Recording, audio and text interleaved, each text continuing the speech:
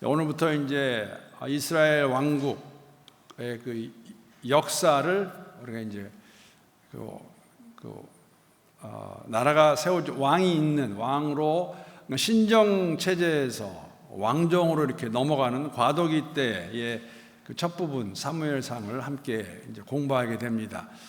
뭐 아시겠지만, 또 들어보셔서 아시겠지만, 그 사무엘상하는 원래 히브리 성경 보게 되면은 나누어 있지 않은 책입니다. 그냥 사무엘서라고 되어 있는데, 언제부터 상하로 나누었을까 했을 때에는 70인역에서 이렇게 상하로 나눈 것을 우리가 알 수가 있습니다. 사무엘서 저자 기록 나누신 거 보시게 되면 70인역에 대한 얘기를 제가 몇 번 말씀드렸는데, 조금만 더 오늘은 같이 나누고 오늘 계속해서 사무엘상의 개론으로 들어가면 좋겠습니다.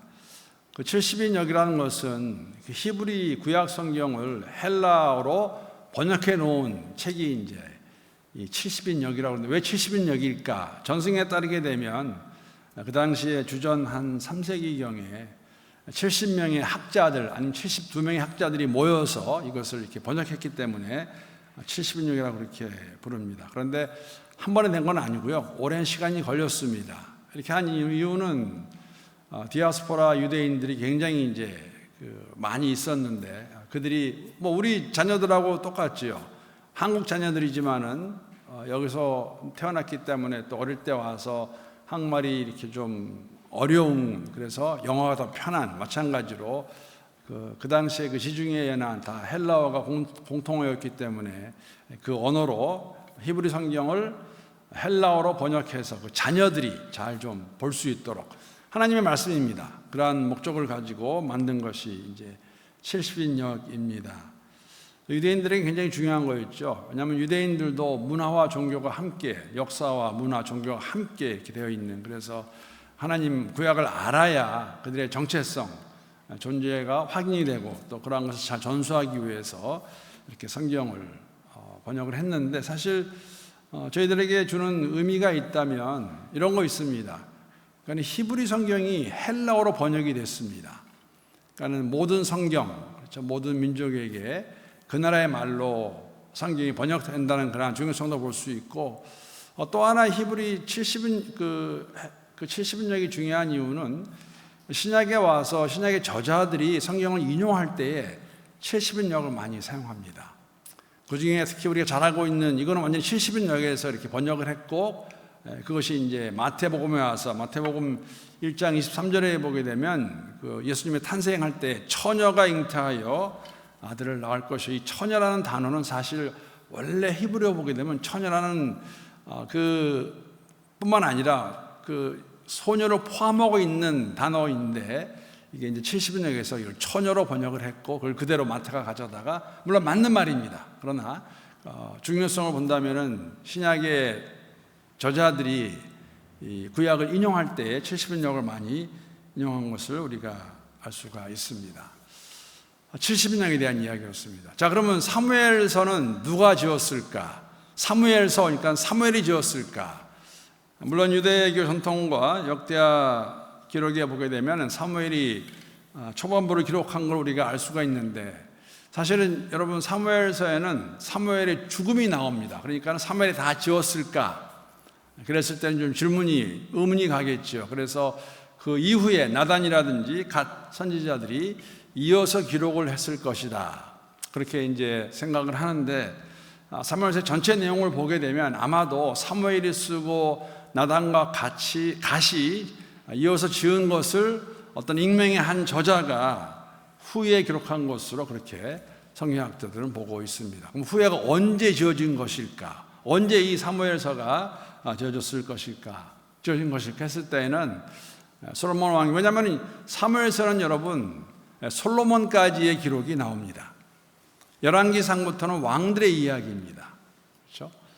사무엘 하는 사실 다윗이 끝나고 난 다음에 이제 넘어가는 솔로몬, 그래서 이런 것을 보았을 때는 솔로몬 왕이 죽고 난 이후에, 그리고 북이스라엘이 멸망하기 전에 아마 쓰여진 책이 사무엘서가 아닐까 그렇게 보는데, 사무엘서 한 가지 흥미로운 것을 그렇게 보는 이유는 왜 그러냐면, 말씀드린 대로 사무엘서는 아직 그 왕국이 이스라엘 민족이 북이스라엘과 남유다로 아직 갈라지지 않았습니다. 그런데 사무엘서를 보게 되면은 유다 왕들이라는 그런 단어가 나옵니다. 그래서 그런 것을 보았을 때는 이후에 쓰여진 책이 이 사무엘서라는 것을 저희들이 이제 알 수가 있습니다. 저자 또 언제 쓰여진 것일까?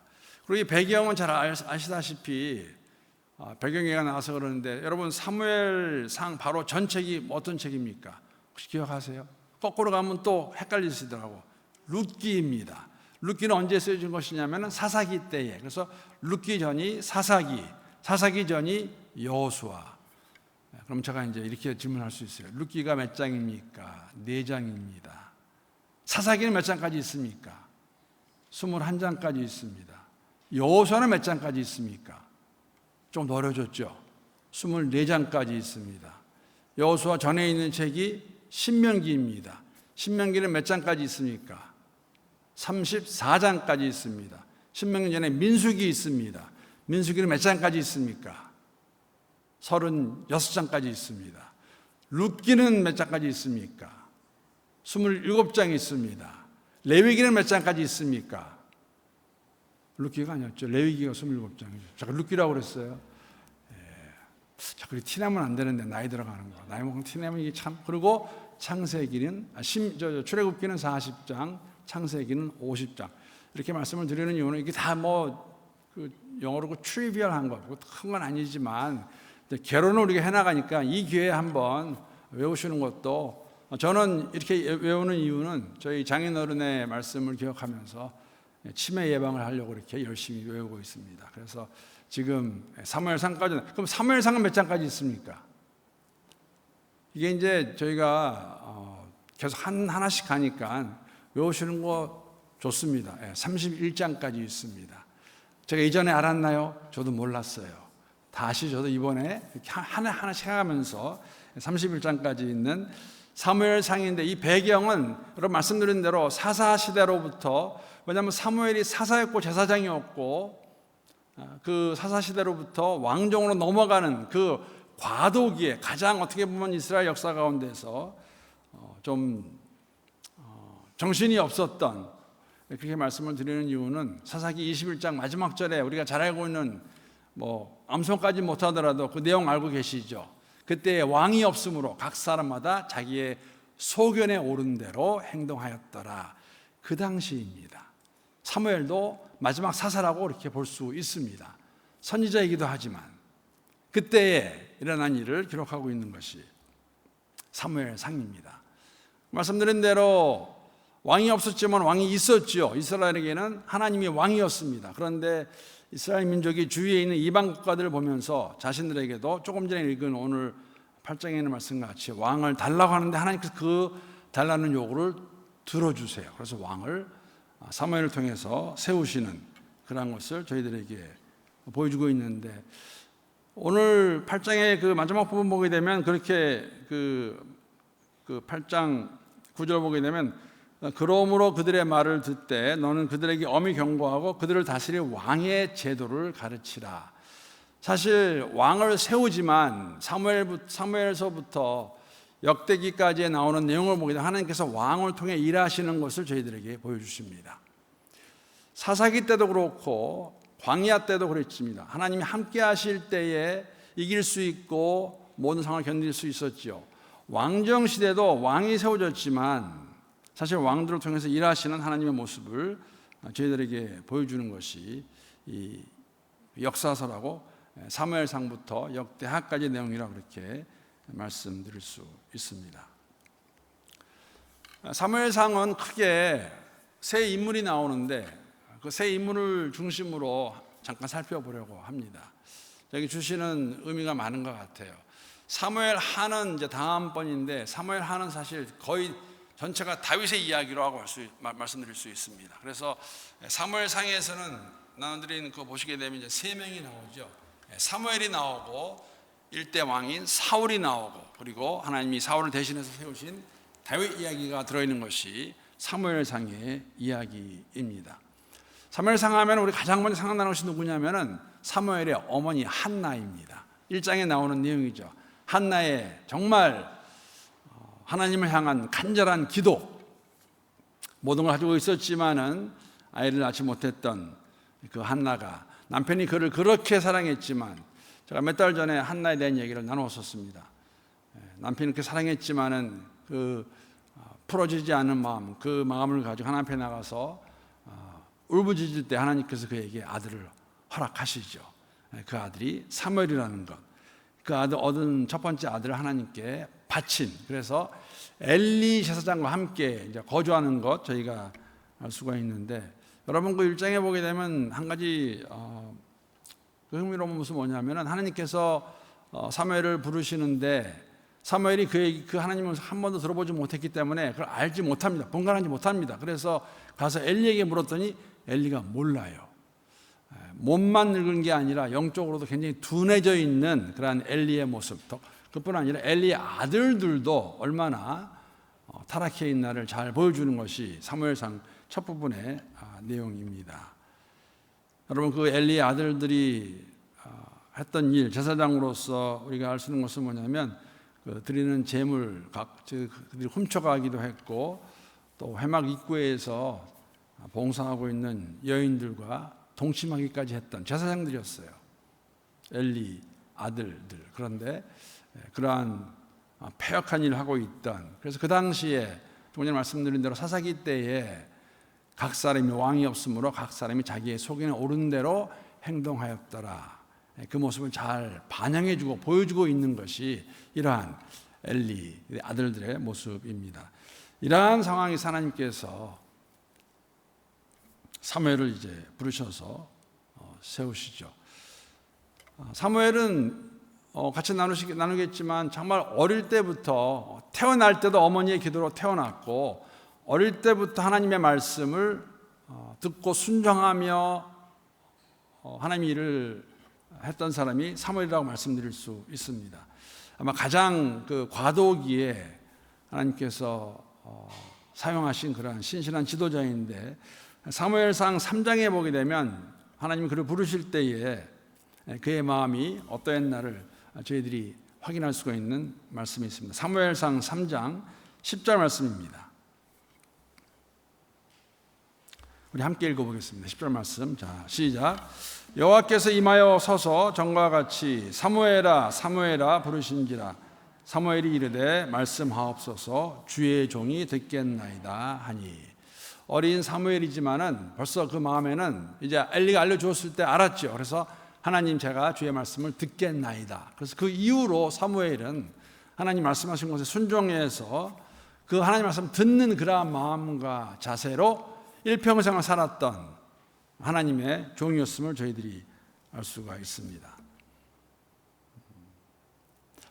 사울을 세울 때도 그렇고 다윗을 세울 때도 그렇고, 마지막에 그가 나이가 들어서 이제 전면에서 뒤로 물러날 때에도 사무엘이 그 백성을 향해서 이렇게 고백하는 거 우리가 알 수가 있습니다.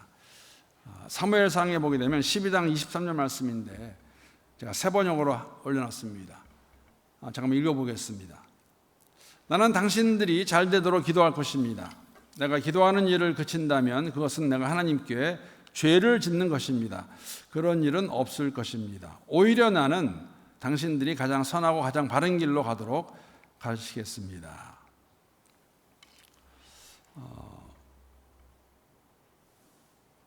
사무엘이 그 이스라엘 민족이 사무엘에게 왕을 달라고 그렇게 말합니다.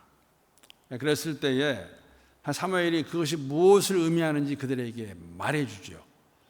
그랬을 때에 백성들이 그렇게 사무엘에게 부탁을 하는 거죠. 하나님께 기도해서 우리가 죽지 않게 해달라고 했을 때에 사무엘이 그러한 백성을 향해서 준 말입니다.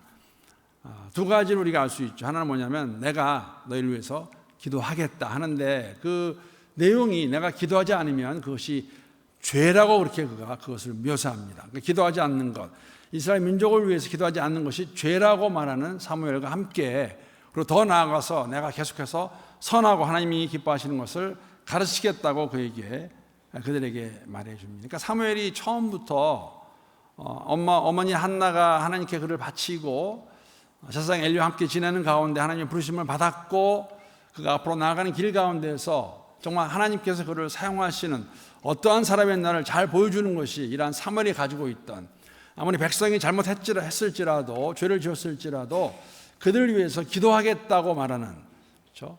기도하지 않으면 그것이 내게 죄라고 말했던, 그리고 계속해서 하나님의 말씀을 가르치겠다고 했던 그러한 사무엘을 저희들이 사무엘상에서 가장 먼저 볼 수가 있습니다. 그러니까 이 부분에서도 여러분 사무엘의 그러한 백성을 향한 그러한 말을 통해서 알 수 있는 것이 뭐냐면, 다시 한번 이 기도라는 것이 이렇게 우리가 받아들일 수 있을 것 같아요. 기도는 선택이 아니라 우리의 사명이다. 특별히 중보기도, 그러니까 위에서 기도하는 것. 사무엘이 민족을 위해서, 그 이스라엘 민족을 위해서 기도하는 것을 저에게 보여주고 있고, 더불어서 한 가지 더 도전이 되는 것은 뭐냐면, 내가 하나님의 선하고 의로운 길을 가르치는 것, 계속하겠다고 이렇게 사무엘이 말을 합니다. 이 부분에서 사실 제가 생각난 그 신약의 한 이야기는, 한 내용은 어떤 것이 있었냐면, 여러분 사도행전에 오게 되면, 그 6장에 오게 되면 저희가 토요일 날 새벽에 지금 사도행전을 함께 묵상하고 있는데, 살펴보고 있는데, 그 제자들을 예루살렘 교회가 7명의 집사들을 세울 때에 사도들이 그 예루살렘 교회 성도들을 향해서 한 말이 있죠. 그렇죠? 우리는, 사도들은 말씀과 기도에 전념할 것이다. 너희들은 이런 교회 일을, 살림을 맡아 일할 사람들을 뽑아라 했던 것과 같이. 그래서 구약이나 신약, 특히 이 사무엘의 이러한 고백을 통해서 우리가 리더라고 말할까요? 아니면 우리의 삶 속에서 가장 중요한 게 있다면 기도와 말씀이라는 것. 물론 사무엘은 가르치는 이지만 우리는 배우는 것, 공부하는 것, 묵상하는 것, 더불어서 정말 쉬지 않고 기도하는데, 그 기도가 나만을 위한 기도가 아니라 중보기도, 우리 주의 지체들을, 교회를 위해서 기도하는 것, 우리가 사무엘의 삶을 통해서 확인할 수가 있습니다. 자, 그런 가운데 하나님께서 사무엘을 통하여서 사울을 이스라엘의 첫 번째 왕으로 세우십니다. 8장 7절 말씀, 본문 7절 말씀인데 다시 한번 읽어보겠습니다. 시작에도 읽었지만 우리 사무엘상 8장 7절 말씀 스크린에 올라오는데 함께 읽어보겠습니다. 시작. 여호와께서 사무엘에게 이르시되 백성이 내게 한 말을 다 들으라. 이는 그들이 너를 버림이 아니요 나를 버려 자기들의 왕이 되지 못하게 함이니라. 사사기 시대가 지나면서 이제 왕정이 들어오는데, 사실 이스라엘 민족이 왕을 원한 이유는 그 땅에, 가나안 땅에 살면서 이방인들이 가지고 있는 이방인들의 왕을 보고 그들이 그것을 더 원하고 좋아했기 때문에 그렇습니다. 그러니까 하나님께서, 물론 사무엘도 이것을 좋아하지 않았습니다. 하나님이 그렇게 말씀하시죠. 이것은 너를 버린 것이 아니라 나를 인정하지 않는 것이다. 그렇게 말씀하십니다.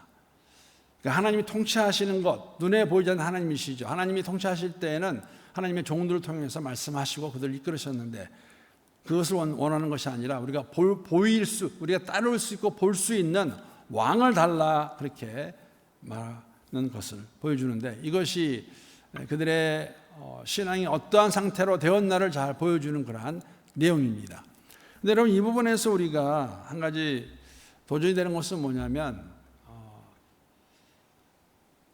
실천적 무신론자란 말 들어보셨잖아요. 그렇죠?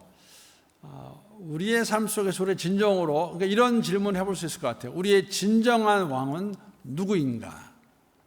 진정한 왕. 오늘 새벽에도 그러한 내용을 좀 나눴는데, 우리가 하나님 우리를 다스리신다고 말하고 있지만 정말 그분만을 바라보고 우리가 이 길을 걸어가는 것인가? 아니면 어떻게 보면 우리가 알게 모르게 세상의 것들에 이렇게 휘둘려서, 저는 그 휘둘린다는 말을 좋아하는 것 같습니다. 휘둘려서 내 진정한 왕이 하나님이 아니라 그 자리에 어떤 다른 것이 앉아있는 것은 아닐까. 사무엘은 하나님이 택하신 종입니다. 그러한 종을 통해서 말씀하심에도 불구하고 이스라엘 민족은 보이는 왕을 원했습니다. 그 요구를 들어주시고 사울을 세우시죠. 그래서 세운 사람이 바로 사울입니다. 사울이 첫 번째 왕인데, 여러분, 이 사울 베냐민 지파였고 용모도 굉장히 뛰어났고 또 하나님께서 그를 겸손한 자로 여기셨기 때문에 기름 부어 왕으로 세웁니다. 초기에는 정말 암몬 족속도 물리치고 왕권을 잘 강화했는데, 왕권이 강해지면서 강화되면서 사울이 교만해지는데, 그 교만한 모습을 가장 잘 보여주는, 하나님께서 그를 이렇게 말할 수 있는 버리신 사건은 어떤 사건이었냐면, 아말렉과의 싸움에서 하나님 명령에 순종하지 않고 남겨둔 것을 변명할 때에 하나님이 그를 버리시는 걸 저희가 알 수가 있습니다. 그런데 이거를 사무엘이 와서 말했을 때에 그 변명하는 그 내용이 무엇이냐면, 사무엘상 15장에 보면은 이렇게 기록하고 있습니다. 사무엘상 15장 22절 말씀. 사무엘이 변명한 사울을 꾸짖는 내용입니다. 사무엘이 이르되 여호와께서 번제와 다른 제사를 그의 목소리를 청종하는 것을 좋아하심같이 좋아하시겠나이까. 순종이 제사보다 낫고 듣는 것이 숫양의 기름보다 나으니 라고 이렇게 분명히 다 아말렉 그 전리품을 다 멸하라고 말했는데 남겨두었습니다. 좋은 것도 남겨둡니다. 그래서 와서 사무엘이 왔을 때 뭐라고 변명하냐면은 이걸 제사를 드리게 남겼다고 이렇게 사무엘에게 변명을 하죠. 그랬을 때 사무엘이 해준 말이 22절의 말씀입니다. 순종이 제사보다 낫고 듣는 것이 순양의 기름보다 나으니. 사실 사무엘에게 이렇게 변명을 했지만 사울의 마음은 그게 좋아서 자신을 남겨둔 것이었고 백성들에게, 군사들에게 인기를 더 얻기 위해서 한 일이었는데, 그것을 변명을 해서 넘어가려고 그랬지만 결과적으로는 하나님께서 그에게 말씀하신 것을 불순종하는, 그래서 그 모든 것이 본질을 잃어버리게 되는 그러한 변명은 제사였어요. 제사를 드리기 위해서 그랬다. 그런데 하나님이 원치 아니하시는 것이었습니다. 안타까운 일입니다. 처음에 아주 좋게 시작된 사울의 왕권 통치였지만 교만해지면서 자신의 힘으로 이것을 유지해 보려고 했던 그러한 사울의 모습, 사실 이렇게 사람들의 시선을 의식하고 스스로가 이걸 잡겠다고 하다 보니까 그 사울의 그런 모습을 이해해야 왜 사울이 그토록 집착적으로, 아니 그렇게 다윗을 죽이려고 했을까. 똑같은 맥락입니다. 스스로 왕권을 유지해 보겠다고. 그러니까 자신의 생각에 다윗이 없어져야, 다윗을 죽여야 자신이 왕으로 남을 수 있기 때문에 그러한 마음 저희들이 사울을 통해서 확인할 수가 있습니다. 굉장히 안타깝죠. 말씀드린 대로 시작은 참 좋았는데 그가 가면서 하나님을 떠나고 그것을 또 스스로 유지해 보겠다고 했던 그러한 사울의 모습이 사무엘상에서 나오는 두 번째 인물의 모습입니다. 그리고 그 자리에 이제 하나님께서 다윗을 두 번째 왕으로 세우십니다. 새로운 왕이죠. 사울을 대신해서 하나님이 사무엘에게 이새의 집에 보내서 다윗을 왕으로 세우는데, 사실은 사무엘조차도 아버지 이새도 다윗이 왕으로 기름 부음 받을 줄은 사실 몰랐습니다. 그걸 잘 보여주는 내용이 처음에 갔을 때 사무엘이 가졌던 마음이죠. 사무엘상 16장에 보게 되면은 처음 이새의 집에 가서 그가 처음 본 사람은 장남이었습니다. 장남 엘리압을 보고 가졌던 마음, 사무엘상 16장에 보게 되면 이렇게 기록하고 있습니다. 사무엘상 16장 7절 말씀. 여호와께서 사무엘에게 이르시되 그의 용모와 키를 보지 말라. 내가 이미 그를 버렸노라. 내가 보는 것은 사람과 같지 아니하니 사람은 외모를 보거니와 나 여호와는 중심을 보느니라 하시더라. 이게 사무엘이 엘리압을 보고 가졌던 마음이에요. 그러니까 하나님께서 주신 말씀은 뭐냐면 엘리압이 아니다라고 말씀하시는 것이죠. 왜 사무엘이 엘리압을 보고 그런 마음을 가졌을까요? 어떻게 보면 사울과 많이 비슷해요. 굉장히 용모도 키도 크고 좋고 누가 봐도 이렇게 반할 만한 그러한 모습을 가지고 있던, 그래서 이 사람이 아닐까 했던 그 사무엘에게 하나님께서 아니다라고 말씀하시죠. 잘 아시는 것 같이 그에게 이새가 보여준 아들이 8인데 7째까지만 보여줬어요. 나중에 사무엘이 물어보죠. 이게 다냐 했을 때에 그때 등장한 인물이 바로 다윗입니다. 그러니까는 사무엘도 아버지 이새조차도 다윗이 왕으로 될 만한 그러한 인물이 아니라고 생각했던 그 사람이 바로 다윗이었는데 하나님께서 다윗을 기름 부어 사울을 대신할 왕으로 세우게 됩니다. 그 이후로는 여러분, 물론 처음에는 그렇지 않았지만 사울과 나머지 사무엘상 그 이후의 내용은 사무엘과 다윗의 갈등을 잘 기록하고 있는 것이 사무엘상 하반부의 내용입니다. 그런데 그 시작은 언제였을까요? 잘 아실 거예요. 그 시작은 다윗이 골리앗을 죽였을 때입니다.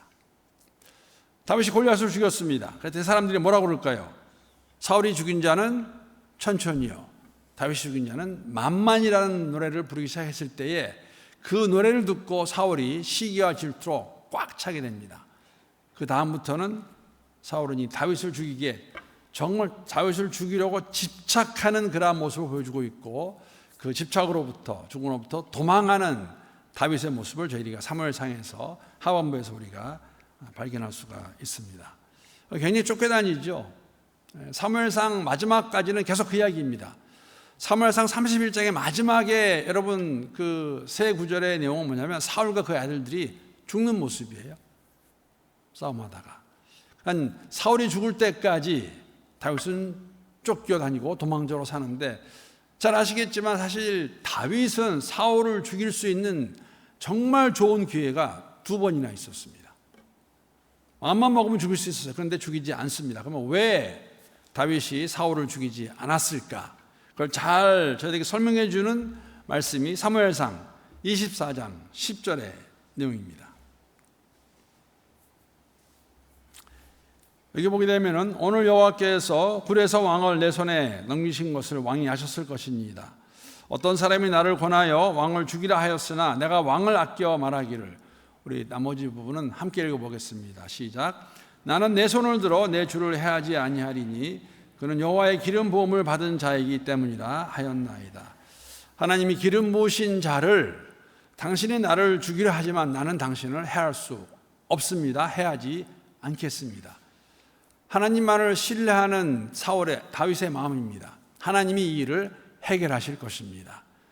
이 일을 당신도 왕으로 세웠고 나도 왕으로 세웠는데 이거를 해결하실 분, 하나님이 신뢰하는 그러한 믿음으로 그분을 신뢰하는 마음이 있었기 때문에 그가 죽일 수 있는 기회가 2번이나 절호의 찬스였지만 그것을 거부하고 죽이지 않는, 그래서 다윗에게는 그러한 별명이 붙죠. 하나님의 마음에 맞는 사람, 하나님의 마음에 합당한 사람이라는 그러한 소리를 듣게 되는 거예요. 이 모든 것은 말씀드린 대로 31장에 가서 사울과 그의 2 아들들이 죽었을 때 끝나는 것, 그러니까 사무엘상에서 저에게 알려주는 그런 내용입니다.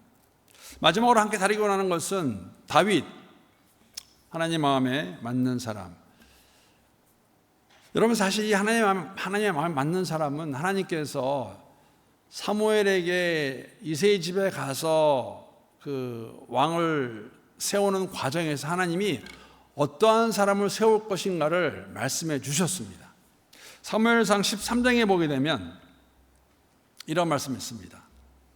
그러니까 사울을 대신해서 왕을 세울 건데 이 새로 될 왕은 어떠한 사람인가, 자격이 무엇인가 했을 때 13장 14절 말씀 보게 되면 지금은 왕의 나라가 길지 못할 것이라 여호와께서 왕에게 명령하신 말을 왕이 지키지 아니하였으므로 여호와께서 그의 마음에 맞는 사람을 구하여 여호와께서 그를 그의 백성의 지도자로 삼으셨나이다 하고 말해줍니다.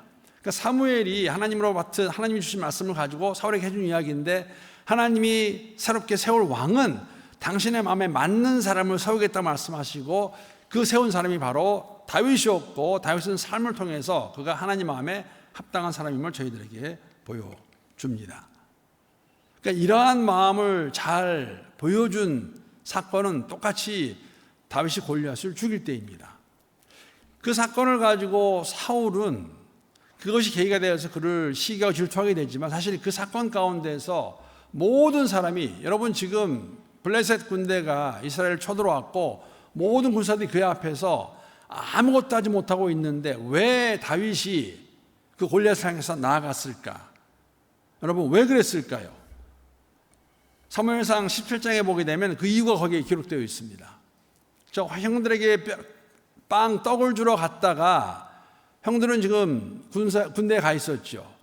사울의 밑에서 지금 블레셋 군과 대치하고 있는데 아무것도 못하고 그대로 있는 상황에서 이 골리앗이 하나님을 우습게 여기는 것을 보고 다윗이 이렇게 말하면서 그 앞에 나갑니다. 17장 45절 말씀입니다. 함께 읽어보겠습니다. 시작. 다윗이 블레셋 사람에게 이르되 너는 칼과 창과 단창으로 내게 나오거니와 나는 만군의 여호와의 이름 곧 내가 모욕하는 이스라엘 군대 하나님의 이름으로 내게 나아가노라. 무슨 의미입니까? 네가 모욕하는 이스라엘 군, 그들의 하나님을 모욕하기 때문에 내가 내 앞에 나온다 그러고 그가 앞에 나가는 것이죠. 여러분 골리앗이 거인으로 표현하는데 골리앗이 키가 얼마였을까요?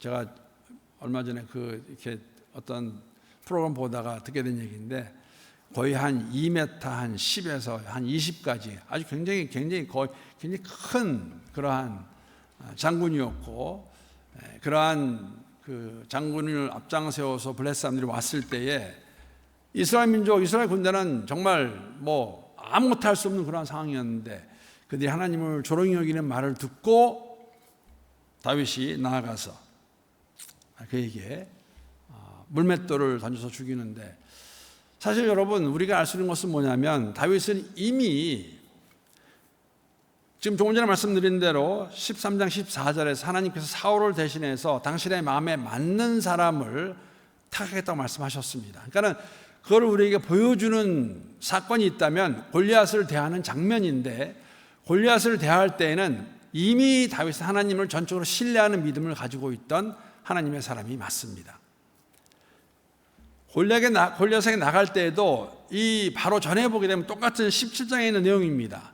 다윗이 어떻게 하나님이 자기 함께 하시며 자신을 돕는 것을 경험했을까? 17장에 보게 되면 이러한 내용이 있습니다. 17장 33절에서 36절까지 내용입니다. 제가 읽어보겠습니다. 올라옵니다. 사울이 다윗에게 이르되 내가 가서 저 블레셋 사람과 싸울 수 없으리니 너는 소년이요 그는 어려서부터 용사임이니라. 그러니까 사울도 다윗을 믿지 못한 거죠. 어떻게 네가 가서 골리앗과 싸울 수 있느냐? 그랬더니 다윗이 사울에게 말합니다. 주의 종이 아버지의 양을 지킬 때에 사자나 곰이 와서 양떼에서 새끼를 물어가면 내가 따라가서 그것을 치고 그 입에서 새끼를 건져내었고 그것이 일어나 나를 해하고자 하면 내가 그 수염을 잡고 그것을 쳐 죽였나이다. 주의 종이 사자와 곰도 쳤은즉 살아계시는 하나님의 군대를 모욕하니 할례받지 않은 블레셋 사람이리까 그가 그 짐승의 하나와 같이 되리이다.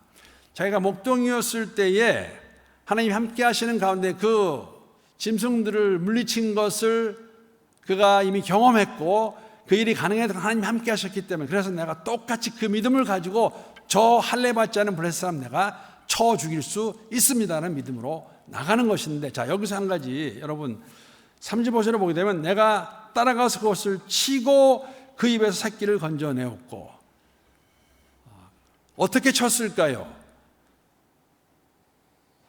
짐승을 가서 막대기로 쳤을까요? 뭘로 쳤을까? 자 여러분 골리앗을 죽일 때 무엇으로 골리앗을 죽입니까? 물맷돌질이에요. 근데 우리가 이 물맷돌을 상상하게 되면 많은 사람들이 아이들이 뭐 장난하는 정도의 돌질하는데, 사실은 여러분이 물맷돌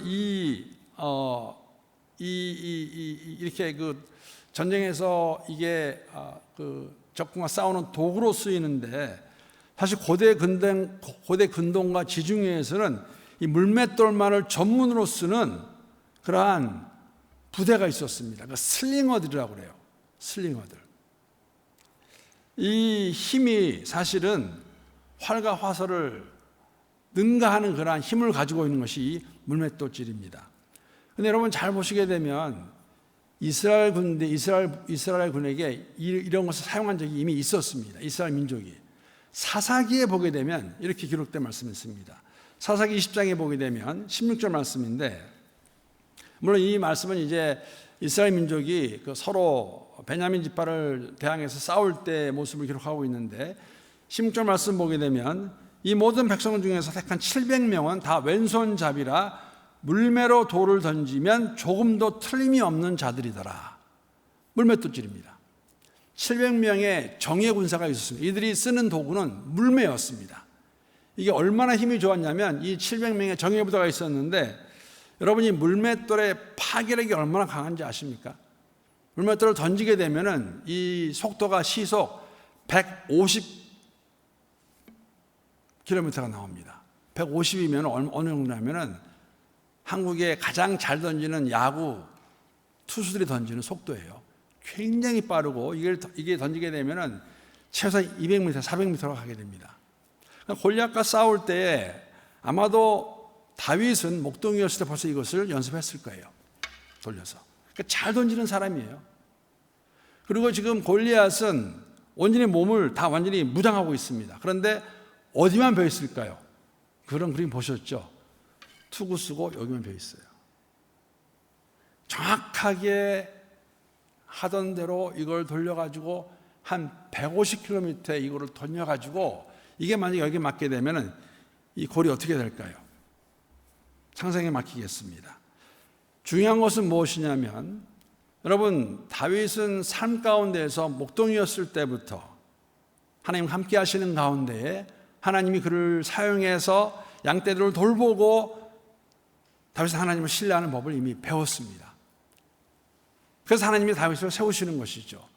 그리고 오늘도 여러분 사실 사무엘상에서 사무엘상에 사무엘 얘기가 나오고 사울이 왕으로 세워지지만, 사실 사무엘의 주된 내용은 사울과 다윗의 갈등 이야기입니다. 아직 다윗이 왕이 안 됩니다. 갈등의 시작은 골리앗 사건이었어요. 말씀드린 골리앗을 죽였을 때 사람들이 사울은 천천히요, 다윗은 만만히요. 그런데 다윗에게 있어서는 하나님이 그와 함께 하시는 가운데에 일하시는 걸 다시 한번 경험한 사건이 골리앗 사건입니다.